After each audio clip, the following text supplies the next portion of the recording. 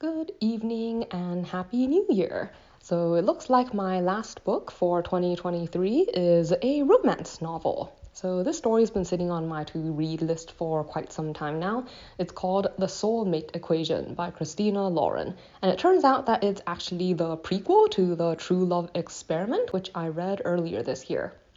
So the main character, Jess, is a single mother, and she's kind of given up on the idea of relationships. She's not really sure she even believes in true love anymore, especially not in terms of for herself, and she's not sure she actually wants to deal with the hassle of trying to find a special someone.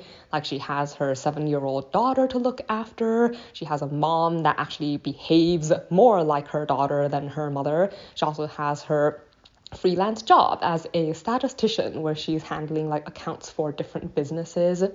So frankly, she thinks that looking for someone might be more trouble than it's actually worth.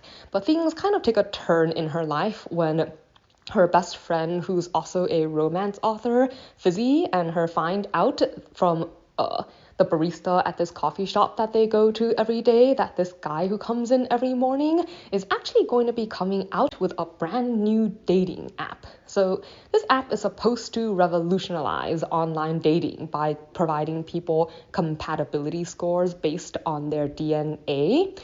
The founder, River, had this idea of studying a lot of different couples to try to find patterns in the genetic sequences of people who are able to find long-lasting, happy, successful relationships and turn this into an algorithm that you can use to predict how likely two people are to make it in a romantic relationship.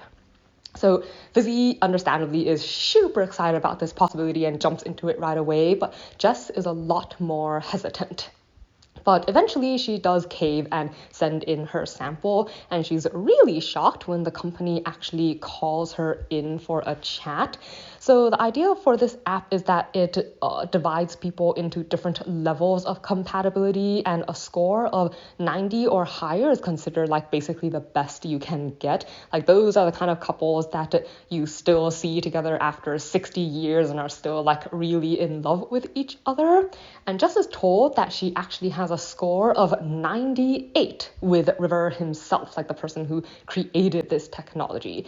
Not only is this a really high score, it's actually the highest score any of them have ever seen, and they really want her to give this relationship a try. They want her to explore the possibility of a romance, partly for the company's publicity reasons, and also just to, increase their data set, since compatibility scores that high are so rare. So this story follows this, the unfolding of this relationship. So I had fun reading this story. I think it's not quite as funny as The True Love Experiment, but there was also less lewd humor, I guess, and somewhat less of the graphic material and references, so that's something I appreciated. And I think I like how these romance stories don't overly focus on how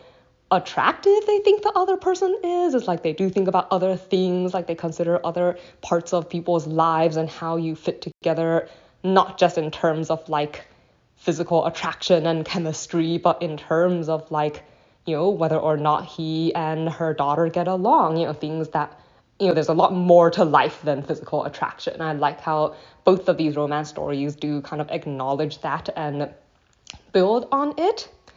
There wasn't really anything I did not like, so if I did have to pick something, I'd probably just say that I find the technology something that I'm really skeptical of.